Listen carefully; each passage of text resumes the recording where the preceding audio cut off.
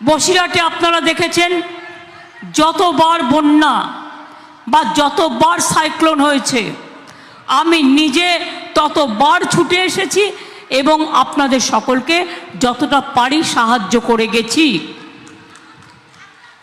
আগামী দিনও বলি আপনাদের, আগামী দিনও বলি, এই সব জায়গাগুলোকে পাকাপোক্ত করতে হবে।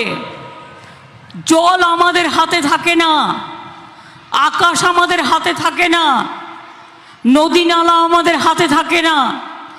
বাংলায় এত ঝড় জল হয় তার কারণ বাংলা নদী মাতৃকা দেশ, এবং আমাদের তার জন্য প্রচুর টাকাও চলে যায়, জলে খরচও হয়ে যায়।